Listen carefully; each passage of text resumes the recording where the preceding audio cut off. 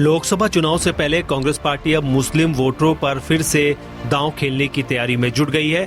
दिल्ली का रास्ता यूपी से होकर जाता है। ऐसे में उत्तर प्रदेश की राजनीति पर भाजपा के साथ साथ कांग्रेस भी सबसे ज्यादा फोकस कर रही है। यूपी में मुस्लिमों को रिझाने के लिए कांग्रेस ने सहानुभूति कार्ड चला है। मुस्लिमों को रिझाने के लिए कांग्रेस अब जेल में बंद सपा नेता आजम खां पर डोरे डालने में जुट गई है, लेकिन आजम खां कांग्रेस को हाथ नहीं रखने दे रहे हैं। कांग्रेस को आजम खां ने हाल ही में झटका देकर ये समझा भी दिया है कि कांग्रेसी समाजवादी खेमे में सेंध लगाने की जुर्रत ना करें। दरअसल मध्य प्रदेश विधानसभा चुनाव में सीट बंटवारे से लेकर सपा कांग्रेस के बीच शुरू हुई जुबानी जंग के बाद अब यूपी में सियासी गुड़ाभाग तेज हो गया है। ऐसे में वेस्ट यूपी में खोई जमीन वापस पाने के लिए कांग्रेस ने आजम खां को बेहद मुफीद चेहरा समझा, लेकिन कांग्रेस की कोशिश को आजम ने लात मारकर किनारे कर दिया है। हाल ही में कांग्रेस नेताओं ने जेल में बंद आजम परिवार के सदस्यों से अलग अलग मिलने की कोशिश की, लेकिन आजम फैमिली के किसी भी मेंबर ने कांग्रेस नेताओं से मिलने की इजाजत नहीं दी। हाल ही में कांग्रेस प्रदेश अध्यक्ष अजय राय सीतापुर जेल में बंद सपा नेता आजम खां से मिलने पहुंचे थे, लेकिन आजम खां ने कांग्रेस प्रदेश अध्यक्ष से मिलने से इनकार कर दिया। इससे कांग्रेस को बड़ा झटका लगा। कांग्रेस को लगा कि प्रदेश अध्यक्ष के आजम खां से मिलने के बाद ये घटना सपा को नीचे दिखाने के काम आएगा, लेकिन खुद आजम ने कांग्रेस के चुनावी मंसूबों पर पानी फेर दिया। दरअसल वेस्ट यूपी में मुरादाबाद मंडल समाजवादी पार्टी का गढ़ माना जाता है। यहाँ मोदी लहर में भी लोकसभा और विधानसभा चुनाव में सपा ने बेहतरीन प्रदर्शन किया था। 2019 के लोकसभा चुनाव में सपा बसपा गठबंधन ने मुरादाबाद मंडल की सभी 6 सीटों पर जीत दर्ज की थी। सपा को रामपुर, मुरादाबाद और संभल लोकसभा सीट पर जीत मिली थी। वहीं अमरोहा, बिजनौर और नगीना लोकसभा सीट बसपा की झोली में गई थी। 2022 के विधानसभा चुनाव में सपा ने मंडल की 27 में से 17 सीटों पर जीत दर्ज की थी।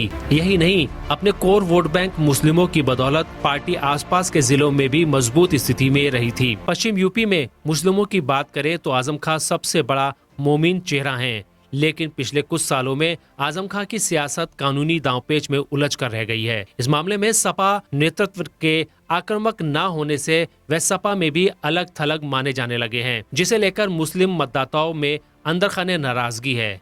वहीं अब्दुल्ला आजम के 2 जन्म प्रमाण पत्र के मामले में आजम को फिर से जेल हो गई है।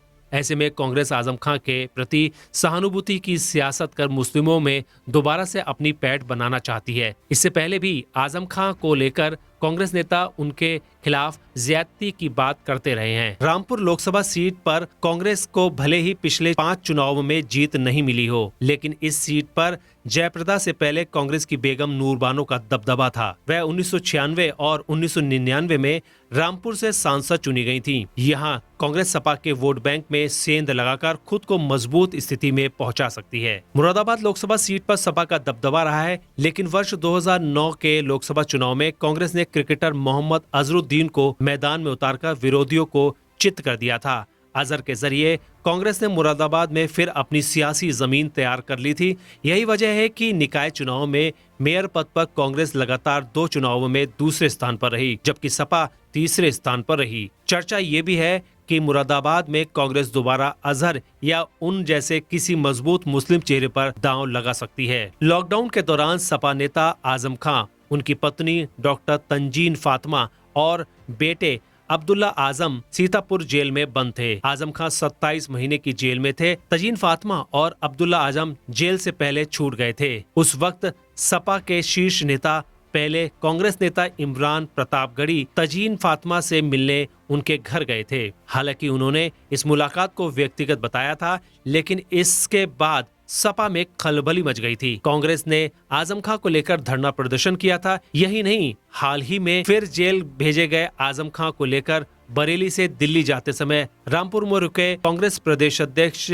अजय राय ने फिर आजम को लेकर पार्टी का लगाव प्रदर्शित किया था। ऐसे में माना जा रहा है कांग्रेस आजम के जरिए मुस्लिम सियासत साधने की कोशिश तो कर रही है, लेकिन आजम का समाजवादी कुनबे से लगाव कांग्रेस को बार बार झटके देकर शांत करा दे रहा है।